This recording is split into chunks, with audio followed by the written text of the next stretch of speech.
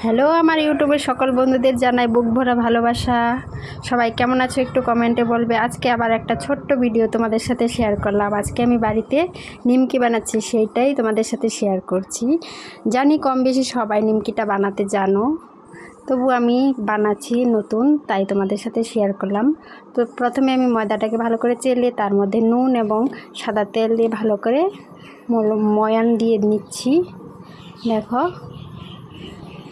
ময়ান দিয়ে একটু গরম জল দিয়ে মেখে রেখে দেবো আধা ঘন্টার জন্য।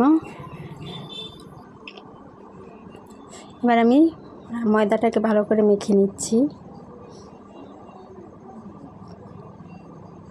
আজকে আমি নিমকিগুলো উনুনে ভাজবো। আমাদের এই রান্নাঘরটা নতুন উঠোচ্ছি, আখার মানে উনুনের জন্য। উনুনে এই ঘরটার মধ্যে রান্না করি, সেই ঘরটার মধ্যে নিমকি বানাচ্ছি, তোমাদের সাথে সেটাই দেখাচ্ছি তোমাদেরকে। দেখো, ময়দাটা আমার মাখা কমপ্লিট।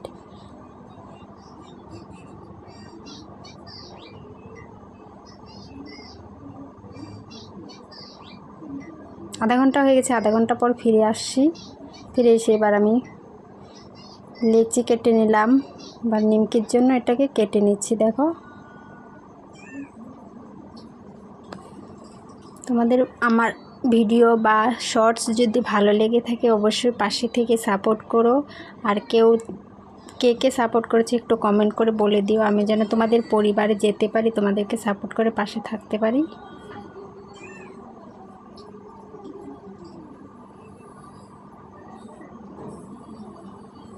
এদিকে আমার তেলটা গরম হয়ে গেছে। এবারে আমি একটা একটা করে নিমকিগুলো দিয়ে দিচ্ছি, দিয়ে ভেজে নেব লাল লাল করে।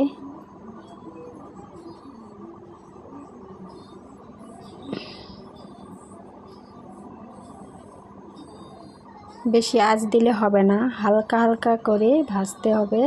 উনুনের আঁচটা কম দিয়ে হালকা হালকা আঁচ দিয়ে ভাজতে হবে, নয়তো উপরে পুড়ে যাবে, ভেতরে কাঁচা থাকবে।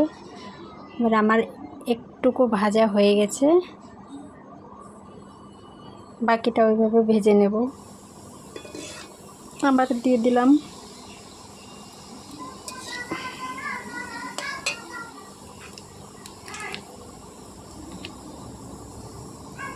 এটাকেও ভাজার পর নামিয়ে নিচ্ছি। দেখো, থালেরগুলো আমি থালে যেগুলো রেখেছিলাম আগে ভেজে, সেটাও তোমাদেরকে দেখাচ্ছি।